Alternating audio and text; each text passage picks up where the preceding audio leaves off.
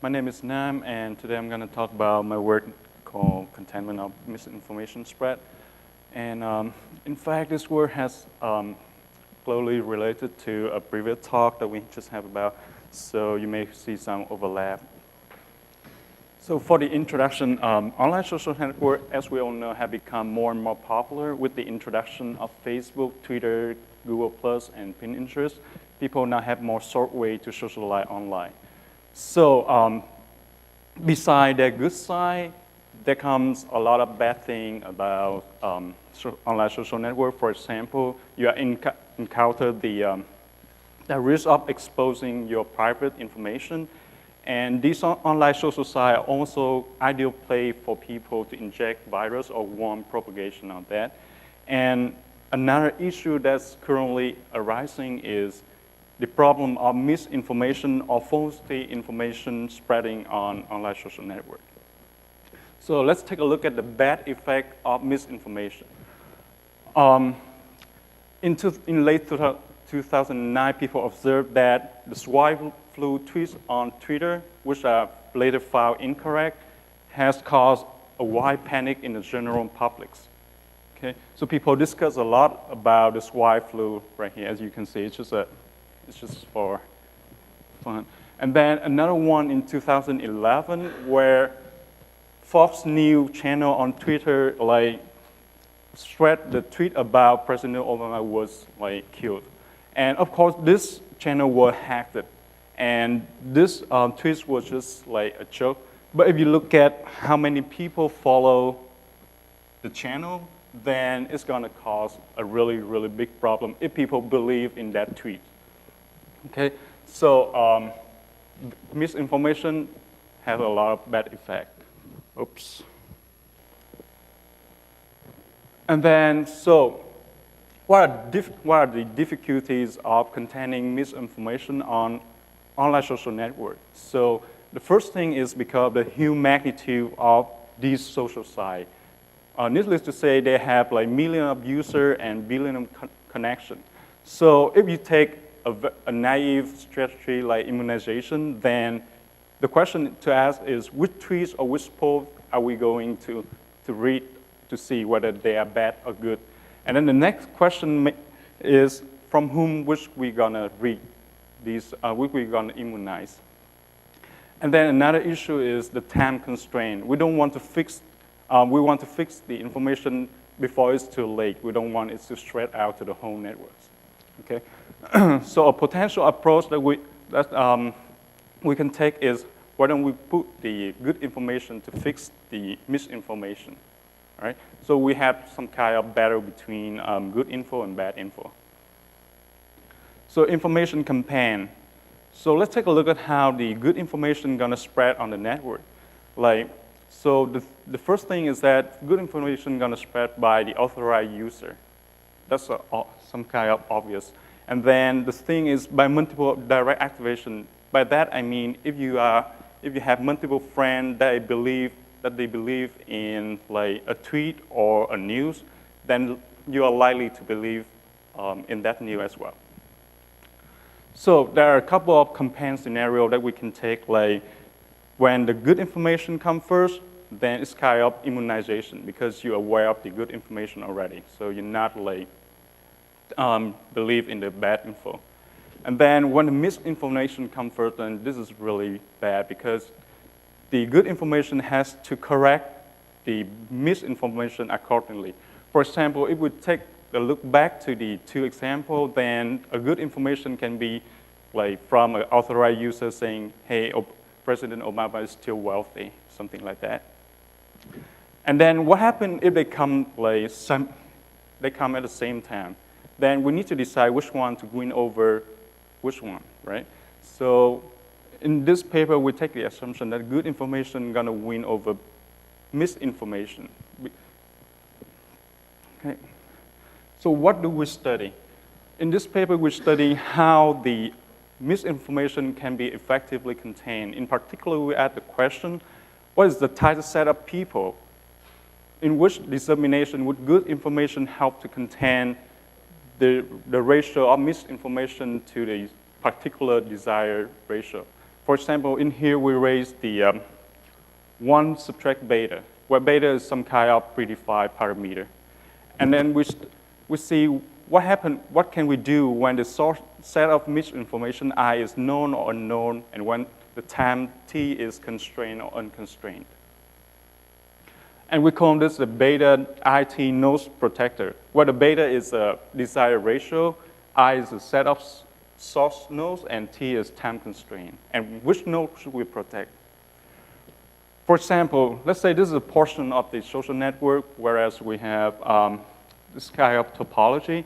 And then say if we want to protect 50% of the nodes in the network with the good information, then we can choose these 4 guys. So we have a solution set of S of psi 4. But we can do even better by just choosing the guy in the middle, because he's kind of the big boss controlling, has a high influence with the other 3. Okay? So this is a good solution, but this is an even better solution. Okay? And then we analyze a gridding algorithm for this particular problem and see how good it is. And we discover that it has a linear additive error, and this shows an experimentally better law about the optimal solution for this particular problem.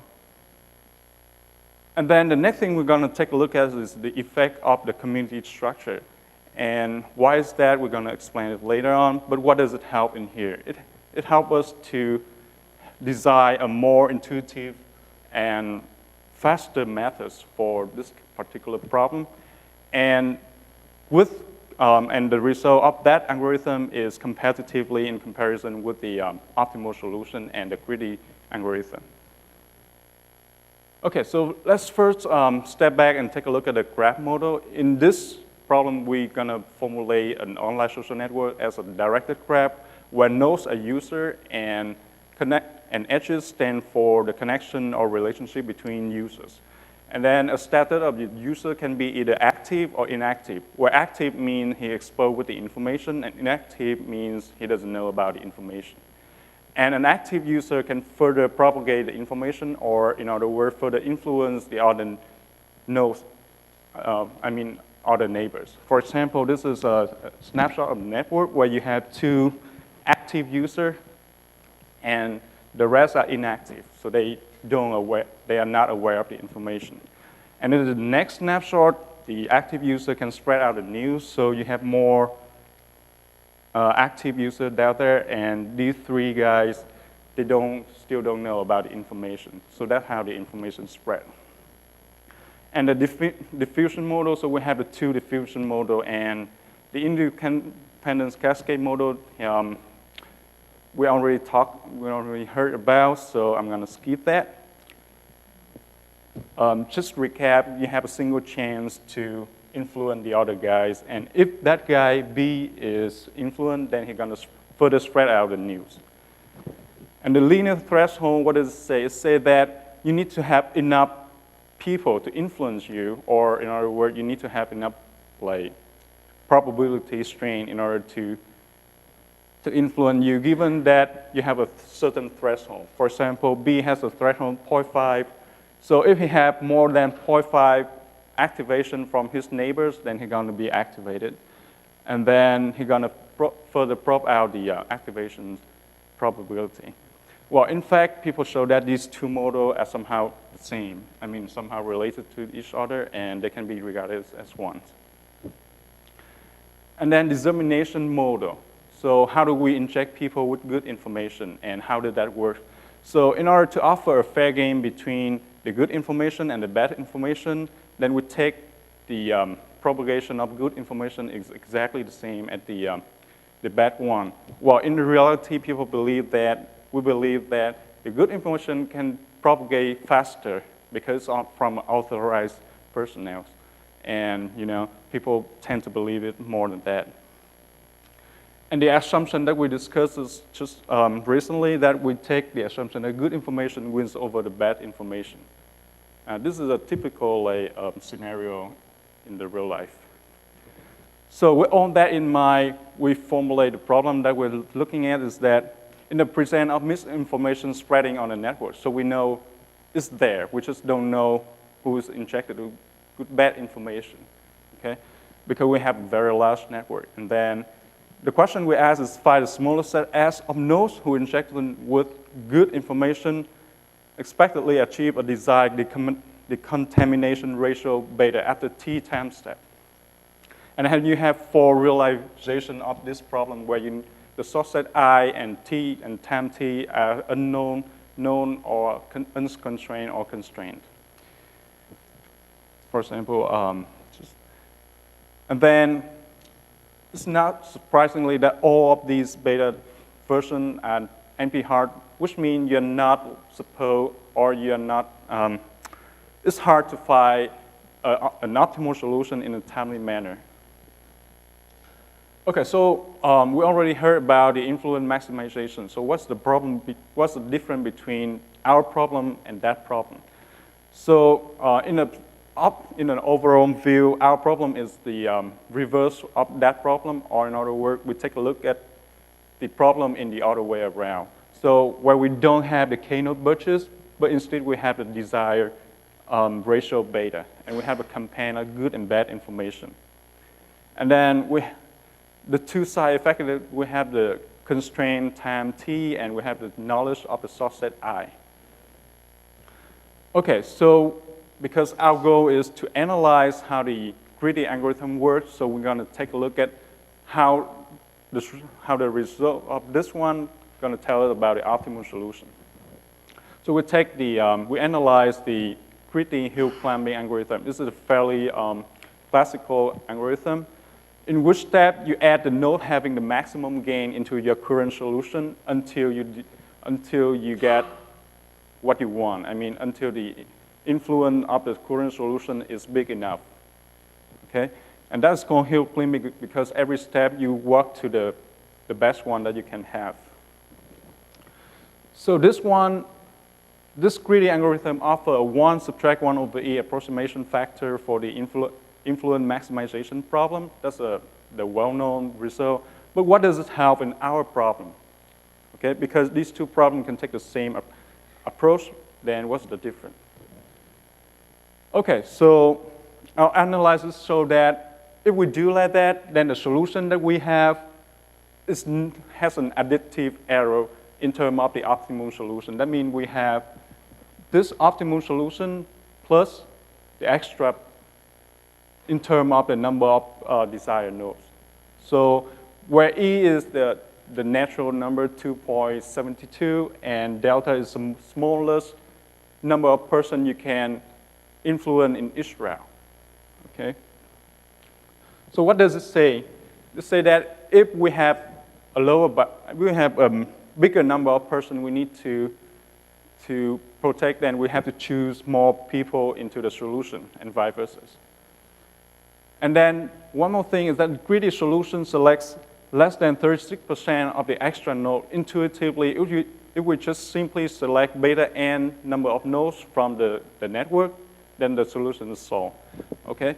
But then we show that we can do it even better. And if at every route we can choose this theta is to be big, say 4 or 5, then this 36% will be divided by 4 or 5. So we even get a better solution than that.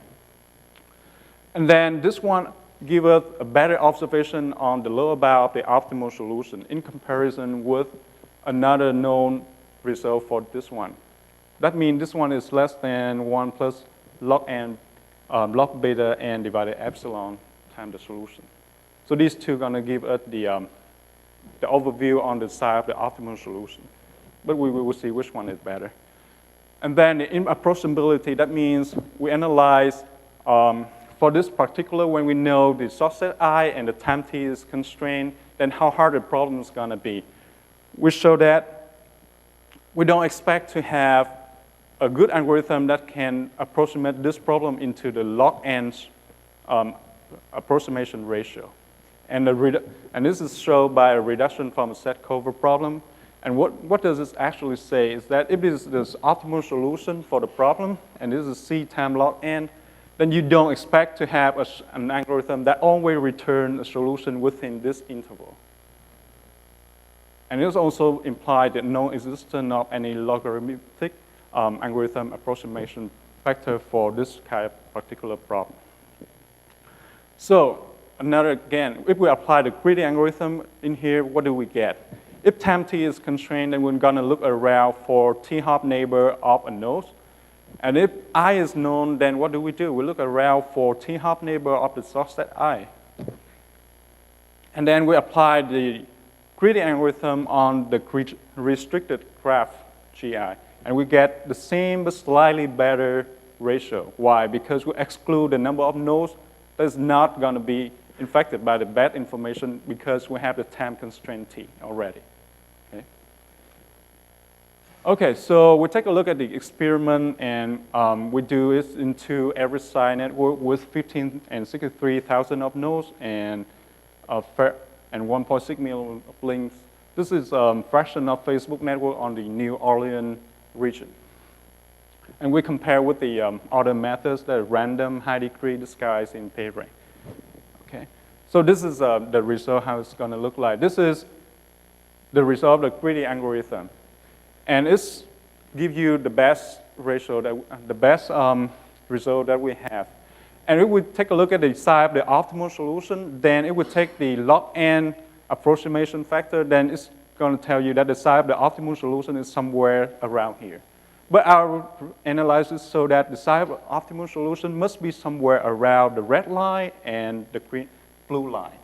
We'll show you a little bit more knowledge about the size of optimal solution, so you don't have the solution, the optimal solution, to be too small in comparison with what you have right here. Okay?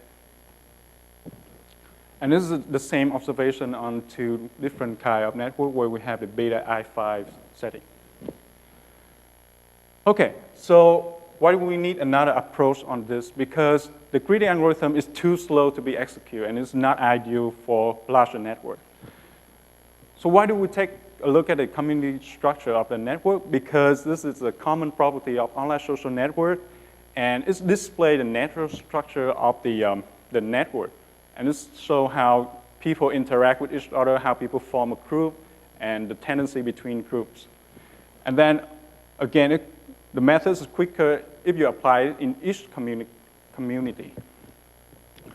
Okay, so network communities is expected to be group of nodes where you have a dense connection inside and less connection between groups. So this is a snapshot of network community. So what do we infer? That we have a strong influence in each community, okay? And we have less influence across community. And this is perfect for our setting in finding the people with a stronger influence. And the community structure detection is the detecting of this spatial structure of the network. So a social-based method, what do? First, we find a network community structure by using the Plunder method. Why? Because this is fast and with high reality. This is thoroughly verified in the literature. And then we apply the greedy algorithm in each community. And what do we get? We get it's faster because the size of the community is smaller in terms of the home network. And then because the two observations that we already made. And then if you take a look at this, the red line is going to be the result of the community structure approach, and the green line is still the result of the, of the greedy algorithm. And if you take a look at the time, it's relatively faster. I mean, if not to say a lot, right? In these two average size network, it show you like a lot better in execution time. So in summary, what do we get? We get the greedy algorithm is good. It gives us approximation ratio and boundary whatsoever, and it returns the best solution so far. And then, but it's too slow and not ideal for big network. And then it gives us we give a new point of view into the size of the optimal solution. It cannot be too small in comparison with the greedy solution. And then we experimentally verify that community structure is helpful. It helps you to explore the structure of the network and expedite the execution of the algorithm with good result. And just an acknowledgement of the funding agency and Dr. Wei Chen for providing the code of the algorithm. And here's a picture credit that I use. Okay. Thank you.